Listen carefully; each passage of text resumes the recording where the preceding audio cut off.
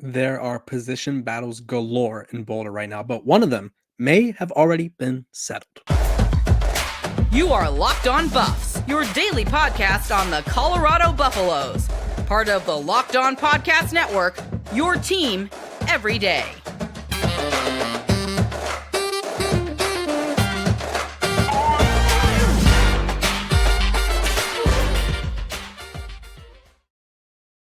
Welcome to Locked On Buffs. I am your host, Kevin Borber. Today's episode is brought to you by the Locked On Podcast Network. It's your team every day for free and available wherever you get your podcasts. And who doesn't love free things? We're talking about position battles, and one of them that stands out the most is the linebacker battle. Today in Boulder, they were talking to the media, and of course, it was the linebackers today.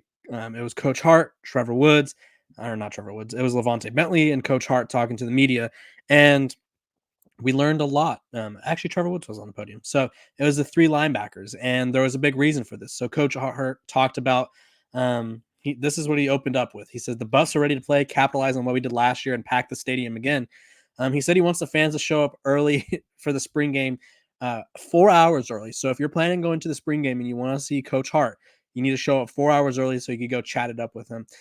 But he also talked about more important things, including the starting linebackers. And he obviously said that the more competition, the better, all that jazz. So obviously we know that there's going to be more linebackers into the mix, which I've been calling for a little bit now, just because the position group is thin. They don't have enough bodies in there. If one person goes down, all of a sudden you're down to 4 or 5 linebackers, with a couple of them being freshmen. So you need more experience. And if you could get more experience and depth and bodies, it's never a bad deal. But he did reveal who was going to be the starting linebackers, because he was asked about Trevor Woods, like what position he was going to have. And he specifically said, we did not want to lose Trevor Woods to the portal. And he also revealed that Trevor Woods and Levante Bentley, so the former Clemson transfer, are the starting linebackers right now, which means guys like Wester, Brennan Gant are really still working their way into the rotation or working their way up the depth chart. This was kind of, I believe this was my projection for the linebacker group.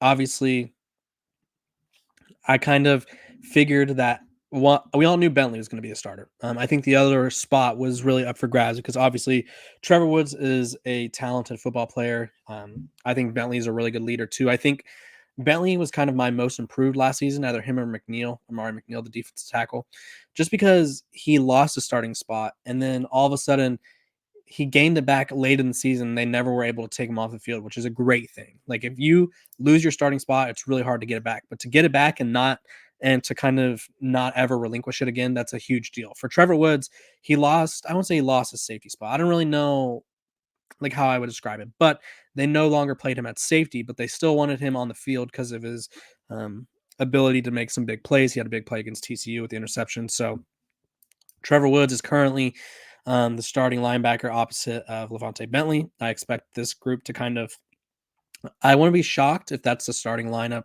heading into week 1, but I would be shocked if they didn't bring in like 2 or 3 more linebackers to kind of add more depth and get more guys in the mix there. Levante Bentley also kind of talked about something that I think is a really big deal, and that's the new defensive line. He said, I could just go downhill and fill the gaps. It feels great. We've got some good guys in front of me who could fill their gaps. So basically, what he's saying in the nicest way possible is that these guys in front of me are not getting pushed around like they were last year. These guys in front of me are not getting shoved into my lap when I'm trying to stop the run or help and pass, whatever. Like any aspect of defense or any aspect of the defense, they were getting pushed around last year. It was whether it was the pass rush, they couldn't get any pressure on the quarterback, and the run defense, they were just absolutely getting demolished seemingly every play. So Levante Bentley is clearly pleased with how this new defensive line looks, which obviously is headlined by guys like Torian Carter from Arkansas, Quincy Wiggins from LSU, and Quinn Barnes from Alabama. Amari McNeil is still there. You have a guy like BJ Green roughing the passer. Hopefully he's not roughing the passer, rushing the passer. You got Samuel O rushing the passer. So this group is much better. And clearly there's already sort of seen an improvement thus far. And so we are a few weeks away. I think the spring game is on the 20th or the 22nd. Let me see. Colorado spring game. And obviously there's still a lot of battles to be set. It's set for April 27th. I don't know what I'm on, but it's set for April 27th. It's going to be on the Pac-12 network. I talked about it yesterday. If you guys want to watch and you're kind of worried about watching it, like, oh, how am I going to get the Pac-12 network? I would check out this app called Fubo around the time of the spring game. Get yourself a free trial, and you can watch it there. That is how you kind of get access to the Pac-12 networks if you don't want to change your entire cable plan. So go check that out. But the spring game is going to be a big deal for Colorado because obviously there's going to be more position. All the position battles are really going to be put to the test. I think there's a big difference between practice players and game players. I think a lot of guys are really good in practice and they know the right thing to do when coaches are like, okay, we're doing this drill. And it's like, you know what? Kevin, he's always doing that drill really well and he's always nailing it. But then in the games, when it's the moment and it's no longer a controlled environment, maybe he doesn't do as well. So obviously, still got a lot of things to iron out, but I did think it was interesting that one, the linebacker group is something that we kind of saw at the end of last year, and two, the linebacker group is loving this new defensive line. So that gives me and should give you a lot of optimism for how good this defense could be next year. I'm not expecting them to be like the world renowned, but I do think they'll be much improved, which much improved is really good considering they were like ranked as, oh, I think they were either the worst defense in the country or probably a few spots higher than the worst defense in the country. I'm gonna look it up right now. Let's see, Colorado.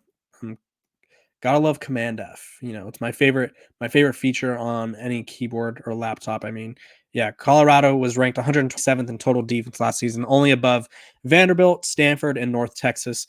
So this defense last year, they gave up 6.27 yards per play and 453 yards of offense per game. They gave up 56 touchdowns.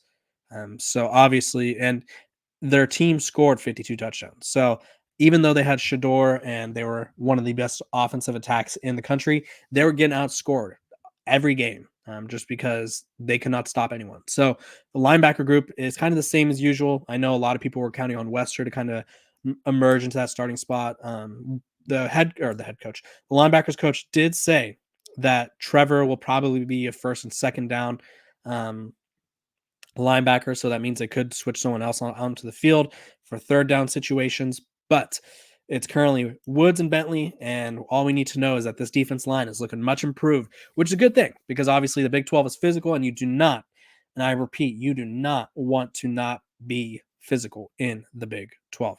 When we come back, we are going to be talking about the best games on Colorado's schedule. I think there's quite a few games that are must watch, but I'm going to pick my 3 games that I think are going to be the best overall value in terms of like if you wanted to go to the game, or I just think they're going to be the best games in general. But first, we got to take a quick break. This episode of Locked On Buffs is brought to you by our sponsors over at LinkedIn. When you're hiring for your small business, you want to find quality professionals that are right for your role. And that's why you have to check out LinkedIn Jobs. LinkedIn Jobs has the tools to help find the right professionals for your team faster and for free. LinkedIn isn't just another job board. It has a vast network of more than 1 billion professionals, which makes it the best place to hire. It gives you access to professionals you can't find anywhere. LinkedIn does all that while making the process easy and intuitive. Hiring is easy when you have that many quality candidates. So easy, in fact, that 86% of small businesses get a qualified candidate within 24 hours. LinkedIn knows that small businesses are wearing so many hats and might not have the time or resources to hire. LinkedIn is constantly finding ways to make the process easier. They even just launched a feature that helps you write job descriptions, making the process even easier and quicker. 2.5 million small businesses are using LinkedIn for hiring. Post your job for free at linkedin.com/lockedon. Locked On College, That's linkedin.com/lockedoncollege to post your job for free. Terms and conditions apply.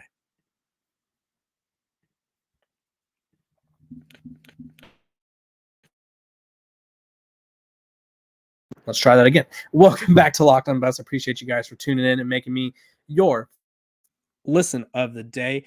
We're free and available wherever you get your podcast. So make sure to like, subscribe, follow, give me those 5 stars. And let's dive into everything in between. We're talking all things college football. And I think Colorado has quite a few games that are going to be interesting next season. And I saw an article recently that was like, oh, the top Big 12 games. And there were a couple of Colorado games on there. But I think Colorado needs some more love. I'm going to go with 3 games. I'm going to make you my pitch as to why I think they'll be the best games in terms of on-field product, games that would be fun to attend in terms of environment, and maybe also how important they are to Colorado season. So it'll kind of be a mixture of everything. So even if a game may not be exciting to you, I think this is a game that you guys will really want to circle. So up first, I think, and I'm kind of stuck between Nebraska and Colorado State just because obviously Nebraska had the kind of the shade at Colorado this past year.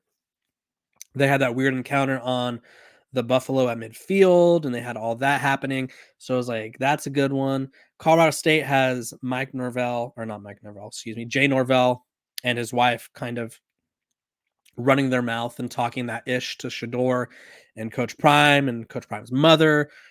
And obviously, Coach Prime did not take kindly to that. But even though they came for Coach Prime's mother, I honestly am expecting that game to be a blowout. So I'm going to go with the Nebraska game. I think Nebraska is going to be much improved. They got Dylan Raiola at quarterback. They're going to have a really good defense. They're going to have they returned some good corners, and it's going to be a very good game. I think it's going to be a better game than last year. And so for that reason, I think that would be a huge game for Colorado. Win on the road. If you beat Nebraska in Lincoln, that's a pretty big win. They play in front of 100,000 people. That might be the biggest stadium that Colorado plays in all year long. And they realistically have a chance to make a statement kind of early on because Nebraska wants to make a statement as well. So that's game number one for me. Obviously, there's already we know the history between Colorado and Nebraska. It's a rivalry game. It goes back decades, eons, if you will.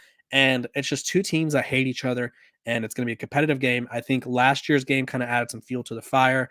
Nebraska's going to get their get back, and then Colorado's going to want to improve as well. So that's my first one. Then, there's so many good ones later in the year. I'm looking all the way down at the schedule, and this is a tough one. I really think them playing at Texas Tech in November 9th at Texas Tech is going to be a tough game. I think it's going to be a great game. I think it's going to be an entertaining game. Things get weird in Lubbock. There's no way to explain it. The fans are throwing tortillas onto the field. Me and Drake told you'd have to go back probably about a month now. We did a whole breakdown of Big 12 traditions. And for some reason, Texas Tech throws tortillas onto the field. From my research, it was because someone once said that the only thing in Lubbock is the college and the tortilla factory. And so fans throw tortillas onto the field. It's a weird environment. It gets loud, it gets rowdy. And I think Texas Tech is probably going to be one of the better teams in the Big 12 right now.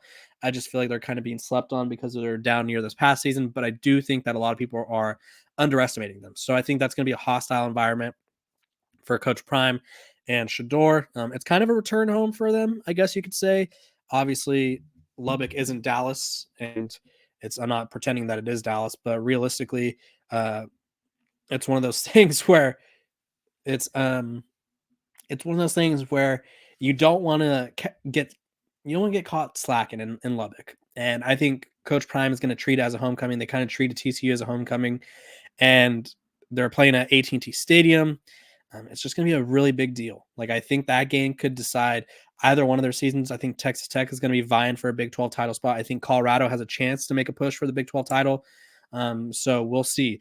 And then my third and final game of the year, and I think this is the season finale against they're currently projected to be ranked number 17, Oklahoma State. We don't know how the season's going to play out up to that point. Colorado could either be like, say, 11-0, or maybe they'll be 8-3, or maybe they'll be 7-4, like whatever it is. That game's going to be big for Oklahoma State regardless. Oklahoma State is fresh off a season where they made it to the Big 12 title, and then they had to play against Texas, who absolutely demolished them. So they are wanting to, avenge that loss, win their first Big 12 title, but they also want to make a statement. And beating Colorado at home is a pretty big statement, regardless of how good the team is with Coach Prime at the helm, because people just want to beat Deion Sanders. They want to take down Colorado. They want to beat up on Colorado. So those are my three biggest games of the season. You guys comment below which three games you have circled, and we'll kind of compare and contrast, make a case for a different one. If you agree with me, just say you agree. If you disagree, make a case. Be like, well, maybe this one. Like, I think other games that could also be in contention, Kansas State game, at Arizona, but I really feel like the three that I picked are the good ones. So you guys let me know which three games you think are going to be the best ones next season. When we come back, there's people questioning Coach Prime's methods when it comes to recruiting, and I gotta say, until it proves not to work entirely, we just gotta ride with it.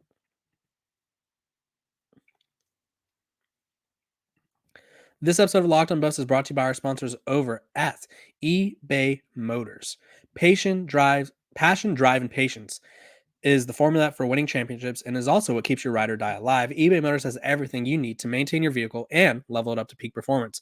Superchargers, roof racks, exhaust kits, LED headlights, and more. Whether you're into speed, power, or style, eBay Motors has you covered. With over 122 million parts for your number one ride or die, you'll always find exactly what you're looking for. And with eBay Guaranteed Fit, your part is guaranteed to fit your ride every time or your money back. Because with eBay Motors, you're burning rubber, not cash. With all the parts you need at the prices you want, it's easy to make your car the MVP and bring home huge wins. Keep your ride or die alive at ebaymotors.com. Eligible items only. Exclusions apply. eBay Guaranteed Fit only available to U.S. customers.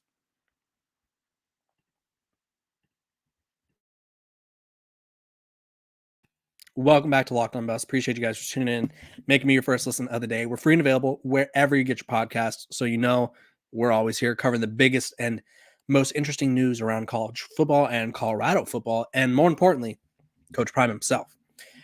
Okay, here we go again with the Coach Prime questioning methods. And I know a lot of you are going to be like, you question his methods. I don't question his methods. I just say that if they don't work, he has to be willing to make a change.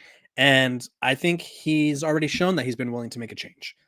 He just does it in a way that most people aren't accustomed to. I think whether he wants to admit it or anyone else wants to admit it or not, I don't know if the marriage between Charles Kelly was working out in Boulder. I think it was kind of hard to tell with the talent that they had. It wasn't good enough. And I think Charles Kelly was kind of hoping for more and didn't really get what he was really hoping for in Boulder.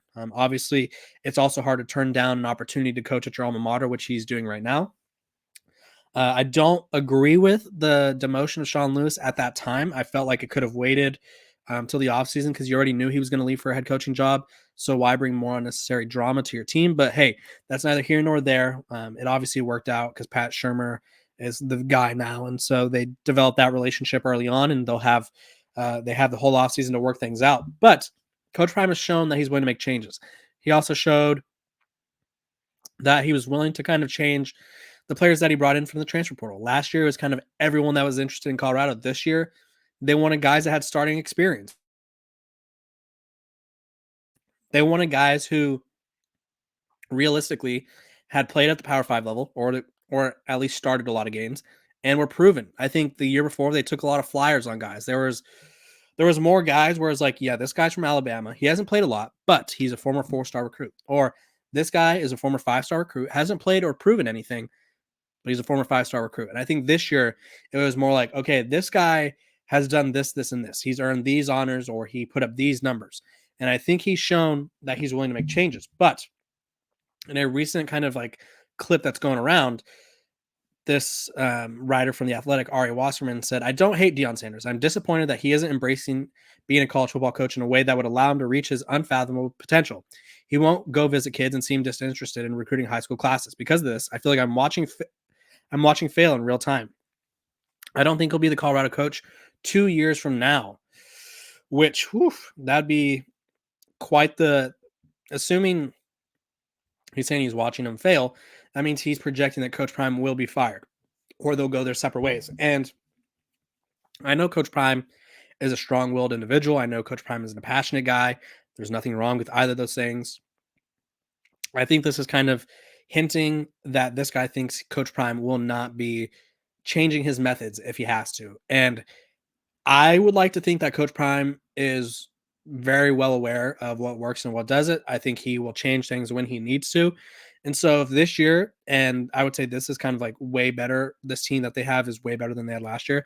If this team doesn't amount to much, and obviously you lose Shador, Travis Hunter, Shiloh, and a bunch of other key players, you kind of have to wonder if you're Coach Prime, like, okay, maybe I do need to change things up a little bit. And I think he is doing so. I think he would do so. Obviously, this next year is going to be a really big test for that because if it works, I imagine he's going to keep doing things the same way. In terms of him not going at home visits, I was kind of skeptical of this at first. I still think it doesn't hurt him. I think it only helps him. But I understand his point of view from the sense of most of the guys that he's recruiting are from Florida, Texas, Georgia, a lot of the southern states. A lot of those kids do not have the state of Colorado on their radar. They've not been to Colorado. I'm from California, and I could tell you I haven't been to Colorado until I was hired to cover Coach Prime in Colorado. Like, Colorado is just a place where if you're not from around there and you don't have like put an emphasis on going there, it's one of those things where I don't think a lot of people are like focused on getting to Colorado. So a lot of Floridians, like I talk to recruiting guys and like, yeah, these kids just don't know a lot about Colorado. And so I think that's why Coach Prime emphasizes guys coming on visits so much, because it's one of those things where if you cannot allure guys to visit Colorado, then it's going to be really hard to get them to attend Colorado in general, because if they don't want to visit, then they're not going to come here. So I think Coach Prime is kind of like, you know what, we got to get these guys here because that's going to be more important to me and to them than me coming to their house, which I think is kind of what he said. I do think that it would just kind of push the needle even more if he did visit recruits, but until he sees that he really until there's a reason for him to absolutely have to change his methods, which I feel like we'll find out this year. I feel like he's going to rock with things his way, and we'll just have to wait and see how that turns out. But either way, Coach Prime, I do think he will get a longer sort of leash, if you will, than most head coaches. Like, Carl Durrell didn't have the longest leash. I think it was kind of like okay, we see this is not working. You are not leading us in the right direction, and it's time to move on. I think Coach Prime has such a cultural impact, such a kind of generational impact on the sport, that Colorado would be willing to let him try to work through things and try to maybe work his way through mistakes. And so I don't feel like he's going to fail. First of all, I think he has all the tools and the capabilities to turn this program around. It's just a matter of getting the on-field product going right in the right direction. In terms of adjusting his strategies, I feel like that'll have to be it would have to be obvious to him that he needs to do it. And I also feel like that maybe other people like Rick George may have to be like, hey, didn't work out, let's change these things up. And I feel like Coach Prime would absolutely do that. So either way, I feel like we just have to wait and see. But that's the latest on Colorado and all things Colorado Buffaloes. I appreciate you guys for tuning in. Make sure to like, subscribe, follow. We're going to have some really cool guests coming up. You guys won't want to miss it. I will see you guys tomorrow. Have a great Tuesday.